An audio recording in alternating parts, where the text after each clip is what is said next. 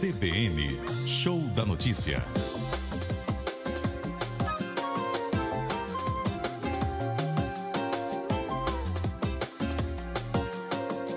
Apresentação, Nadédia Calado.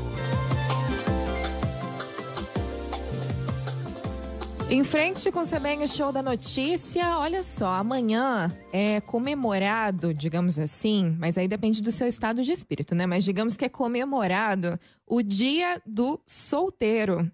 E é esse o nosso assunto agora. No CBN Show da Notícia, a gente recebe o Alexander Bess, que é psicólogo especialista em relacionamentos pela Universidade de Miami. Alexander, boa tarde, bem-vindo à CBN, obrigada por nos atender. Olha, eu que agradeço, boa tarde a você, a todo o pessoal da CBN e todos os nossos ouvintes. Alexander, estar solteiro é inerentemente, necessariamente bom ou ruim? Do que depende para ser uma coisa ou outra? Bom, é importante a gente distinguir estar solteiro porque querer estar solteiro ou estar solteiro porque querer alguém e não consegue aquela pessoa específica. Agora, estar solteiro não tem problema nenhum, a priori. O importante é a pessoa estar bem com ela mesma. A partir do momento que a pessoa está bem com ela mesma e que ela está com toda a sua estrutura mental aferida, que ela está com todo o seu aparelho psicoemocional bem trabalhado e com a sua autoestima elevada, o fato de estar solteiro não será um incômodo. Pelo contrário, vai deixar ela livre para ela escolher, né, os próximos parceiros, as próximas parceiras, sem problema algum. Então, essa que é a diferenciação entre estar solteiro e ter a necessidade patológica em ter alguém. E você nos fala, claro, do ponto de vista psicológico. Então, nesse caso que você levanta, se a pessoa está solteira, mas se sente mal com isso. E aí, como é que se trabalha essa questão? A pessoa trabalha para procurar um parceiro ou para aceitar a condição de estar sozinha? Bom, aí é o seguinte, é importante, como eu falei na pergunta anterior, muito boa sua pergunta, inclusive, mas é importante a pessoa estar bem com ela mesma para que ela possa realmente, a partir do seu aparelho mental, escolher quais são as principais diretrizes emocionais que ela quer para a sua vida. Agora, estar solteiro e ter uma necessidade de ficar alguém e ter incômodo por isso, pode ser indicativo de algum transtorno mental que ela tenha, de algum problema emocional que ela esteja passando no momento, e aí sim que é o problema, né? A pessoa pode estar solteira, mas ela não pode achar ruim que ela está solteira. Então ela tem que estar bem com ela mesma, entender que a felicidade parte do meio interno para o meio externo, e não ao contrário. Então, a partir do momento que ela entender que ela pode estar solteira e ser feliz com isso, não vai ter problema nenhum. E se ela entender que ela ser solteira ela não vai estar feliz com isso, é aí que pode ser alerta de algum transtorno de carência, algum transtorno de dependência, alguma fragilidade na formação da autoestima, alguma fragilidade mental ali que ela esteja passando no momento. Então é muito importante ela se sentir bem e não procurar uma ajuda para ela arrumar alguém, mas sim ela procurar uma ajuda para ela se sentir bem com a sua solteirice e não uma questão de dependência do outro. Isso é muito complicado. E quando é o contrário, aquele solteiro crônico que não se relaciona de maneira séria, que passa a vida aí solteiro, passa um longo período solteiro, pode ser saudável, pode não ser? Olha, eu posso dizer para você que algumas pessoas, psicologicamente falando, ou até psiquiatricamente falando, não estão preparadas para ter uma relação porque não querem ter uma relação. Querem ter mais uma relação furtiva, querem ter mais uma relação mais rápida, mais efêmera, então se envolvendo uma semana com uma pessoa, se envolvendo no mês que vem com outra, e assim por diante. Isso é uma questão de preferência, ou até pode estar relacionado a alguns traumas no passado que a pessoa tenha, não lidou bem com esses traumas, não tratou bem esses traumas como eles deveriam realmente ser tratados, e aí a pessoa entrou ali numa condição muito complicada e preferiu assim estar solteiro. Outras pessoas estão bem com a sua solteirice e preferem realmente apenas curtir a vida sem rótulos ou sem aproximação. E outras não têm a devida estrutura emocional para estar numa relação pela falta de caráter mesmo, pela falta de fidelidade, pela falta da união conjugal e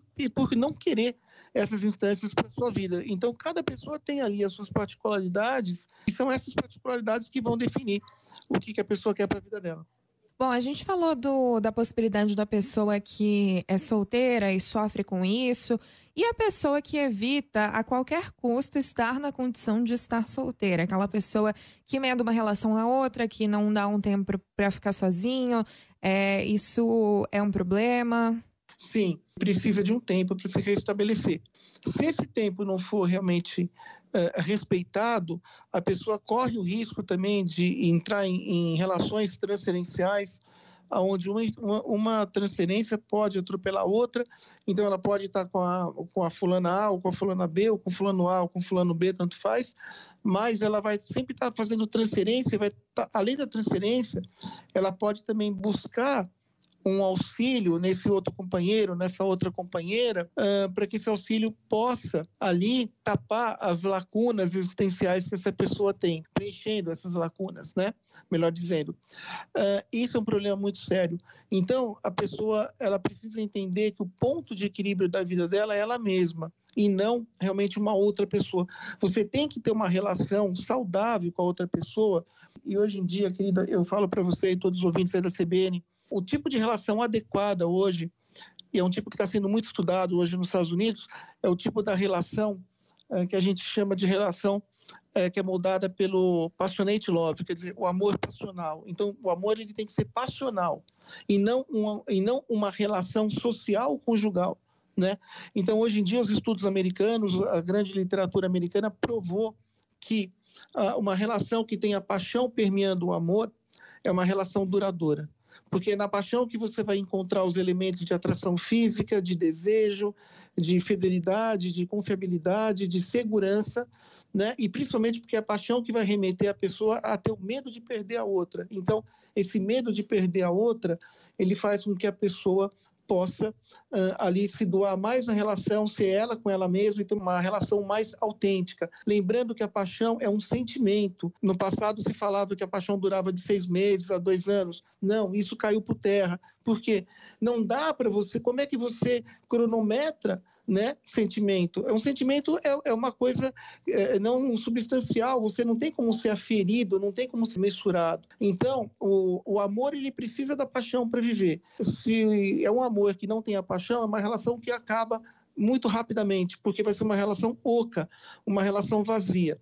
E aí, são essas pessoas justamente que tentam tapar as mágoas, as suas frustrações, as suas conotações individuais com uma relação seguida da outra. Então, as relações conjugais e sociais são justamente para que a pessoa possa dar uma satisfação à sua família, à sociedade, ao seu grupo religioso, aos seus amigos, enfim. Casei, estou feliz. Não, casei, estou infeliz. Essa que é bem da verdade. Quando você casa com o elemento da paixão e esse amor é nutrido pela paixão, essa relação ela vai ser uma relação muito mais saudável e mais preparada para enfrentar os intempéries da vida, do dia a dia.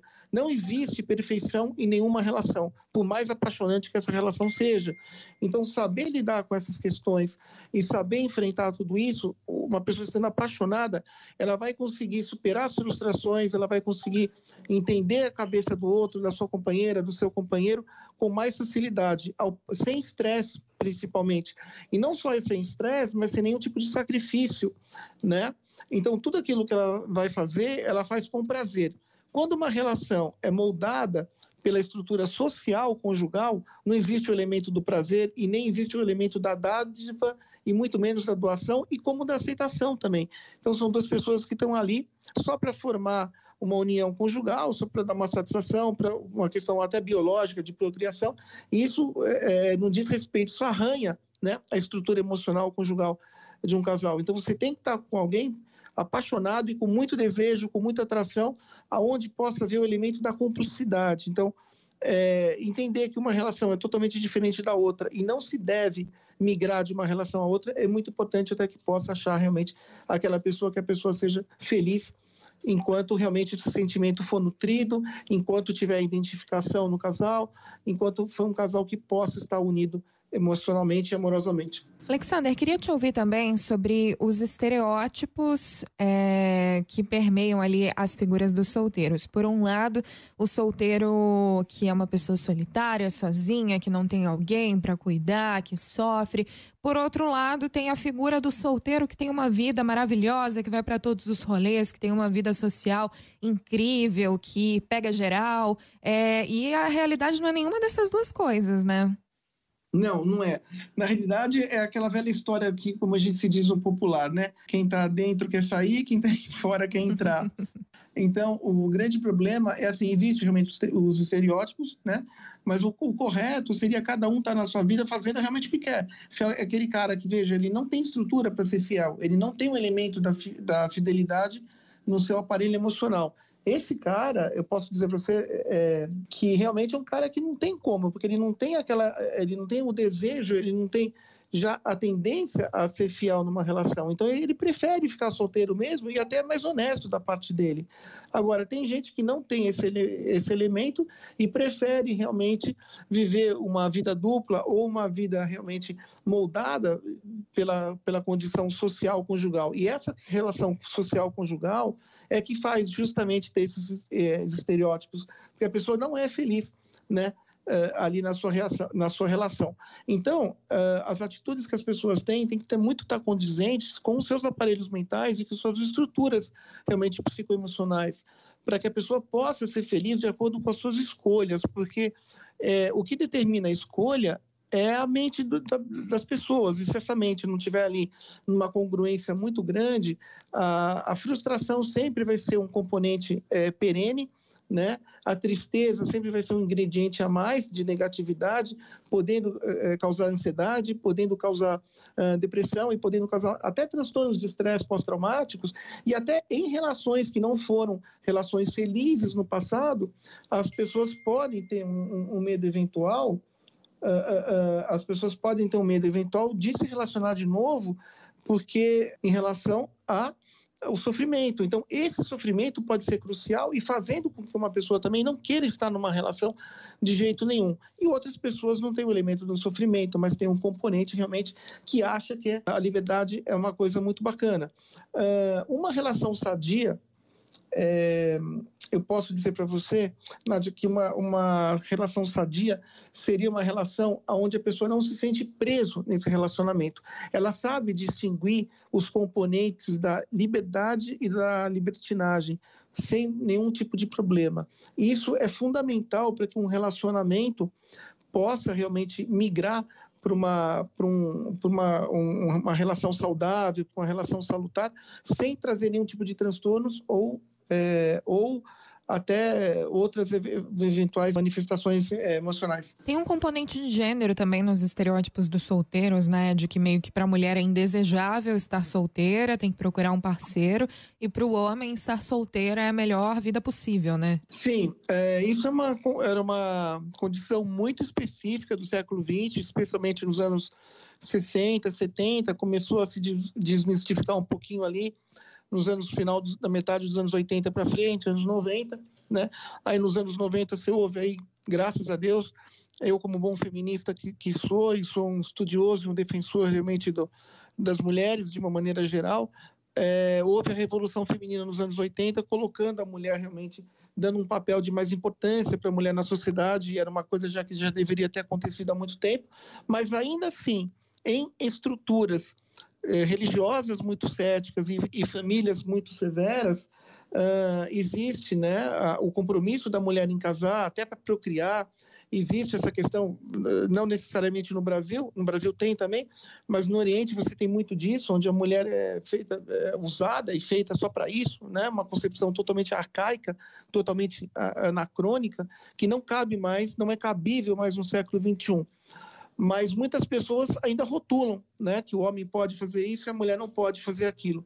Então, isso é uma tendência que tem que cada dia mais ser diminuída e desprezada, porque os direitos são praticamente são iguais, e as mulheres realmente têm que ter o seu espaço na sociedade. A questão é que o homem tem um pensamento muito machista, né? Um pensamento muito de guerreiro, um pensamento muito nesse sentido. Então, cabe à mulher justamente se cuidar para não sair com esse tipo de cara. Aí acho que ficaria a melhor dica. Se relacionar estando solteiro, porque estar solteiro não significa estar sozinho, né? Muita gente solteira se relaciona com uma pessoa, com várias pessoas, mas muitas vezes com a convicção de que querem continuar solteiras. Como é a forma mais saudável de se relacionar nesse caso, né? Sabendo que você não quer transformar aquele relacionamento num compromisso, que seu compromisso é com a vida de solteiro, mas dá para fazer isso de uma maneira saudável? É aí que entra a tal da responsabilidade emocional? Sim, muito bom. Você falou justamente a resposta que eu ia dar, a responsabilidade emocional. É deixar bem claro o que você quer, é você, em primeiro lugar, ter a consciência você com você mesmo, né? Você com você mesmo, e aí, para você não ferir o outro, né? Porque você pode não estar apaixonado e não estar tão afim daquela pessoa, mas aquela pessoa pode estar plenamente afim de você. E aí é que entra justamente a questão da responsabilidade social, que é uma coisa muito séria, muito nova, mas muito séria, para que o outro não seja ferido e que esse ferimento emocional, e eu posso te garantir aqui, e todos os seus ouvintes aí da Rádio CBN, que os ferimentos emocionais podem trazer cicatrizes profundas e, às vezes, até não só incuráveis, como irrecuperáveis. Veja, existe uma máxima de psicologia que fala que muitos cafajestes, a origem, né, a teologia do cafajeste é justamente essa. Tirando aquelas pessoas que já não têm a estrutura emocional formada, já falta idoneidade, mas aqueles que passaram por grandes traumas no passado não conseguem mais se relacionar e partiram realmente para ser um famoso cafajeste, né? Aquele cara que fica com todo mundo, tal, não sei o quê. Uhum. Então, se relacionar com alguém é você, em primeiro lugar, entender que aquela pessoa não pode ali ser um amuleto, um objeto, algum tipo de finalidade qualquer que não a própria relação. Isso é muito importante. E saber diferenciar a solidão do estar solteiro, porque você pode estar envolvido com alguém e justamente 99%, para não falar 100%, de todas as relações moldadas pela Constituição Social Conjugal são pessoas que vivem a concepção de uma solidão a dois. Solidão a dois, especialmente numa relação matrimonialmente já consagrada, já sacramentada, é a pior coisa que tem, porque traz muito sofrimento, traz muita frustração, e cada dia que passa provoca um abismo sexual maior, onde realmente o ingrediente do prazer ele é totalmente inexistente, que é diferente da relação passional amorosa, né? Da relação do amor passional, ou passional amorosa ou do amor passional, tanto faz. Agora, são essas relações que buscam um tipo salutar, mais veementemente aplicado, mais veementemente sentido no seu dia a dia. Então, ter uma responsabilidade emocional é muito importante, para que você não fira o outro e, ao mesmo tempo, você possa aproveitar a sua relação. Caso contrário, você vai cair, né, naquela coisa de você preencher as lacunas e ser infeliz na sua relação e até procurar outras pessoas sem estar solteiro. Mas estar solteiro pode ser uma coisa boa, porque pessoas muito reservadas, pessoas muito autossuficientes, pessoas muito autoindependentes, especialmente mulheres nesse sentido, né, que tem ali a sua estrutura de autoestima super elevada, ela não entra numa relação para tapar algum tipo de buraco, ou para tapar algum tipo de questão emocional que ela tem, né, nenhuma lacuna a ser preenchida. Pelo contrário, ela só vai entrar numa relação se realmente ela sentir algum tipo de atração pelo companheiro, algum tipo ali de desejo, e ela vai estar muito bem fincada com os pés no chão. Esse é o tipo de relação ideal, que você saiba onde você está pisando para você não se machucar e não machucar o outro também. E acho que dessa forma a gente pode considerar que estar solteiro abre algumas oportunidades, né? Porque manter um relacionamento sério exige dedicação e nessa dedicação entra tempo, ter um relacionamento demanda tempo, então tem que valer a pena dedicar esse tempo, né? Sim, exato. E demanda tempo e, principalmente, eu acho que os dois maiores elementos que existem, que hoje em dia está muito menosprezado, né, e muito largado, que é o elemento da confiabilidade e da segurança. Então, a fidelidade é importantíssima. Veja, não existe relações fora de duas pessoas. Isso é real. Quando você tem uma relação com outros moldes, que não importa se a orientação seja homo, se a orientação seja hétero, não importa. Uma relação é sempre composta por duas pessoas e não por 3 ou 4 pessoas. Então, as relações hoje em dia, elas têm que realmente ser blindadas, é uma coisa que não está acontecendo. E estar solteiro, você pode também ser benéfico para que você não só não entre numa relação que não vai te deixar feliz e nem realizado, mas também vai te permitir você ter momentos longos de meditação, momentos que é importantíssima a meditação, e momentos longos também de reflexão psicológica, né? Que envolve aí percepções mais profundas, você com você mesmo. Então, isso é fundamental para que a pessoa possa realmente ter uma relação à altura e ser feliz, buscar a felicidade. A felicidade em dois é muito boa. O problema é que as pessoas casam sem estar apaixonadas, se relacionam sem estar apaixonadas, né? E aí a relação acaba rapidamente, porque não tem como essa relação ser sustentada. Agora, ser solteiro na pandemia ficou mais difícil, né? A pandemia é uma pandemia que atacou muito, né, os relacionamentos. Bares de paquera agora, que está abrindo alguma coisa, a gente está no momento aí de uma flexibilização, mas uma flexibilização leve, então acho que a consciência de que todos nós não estamos livres de contrair, né, esse vírus, é um vírus maldito, se assim você me permite dizer, é um vírus muito cruel, que dizimou a população, fechou negócios, quer dizer, um vírus que ultrapassa a instância corporal, a instância mental, indo para todos os segmentos da esfera humana. Então, nessa pandemia, o que houve? Houve um aumento muito grande de separações e divórcios, porque os casais conviviam apenas 20, 30 minutos por dia, e quando se viram ali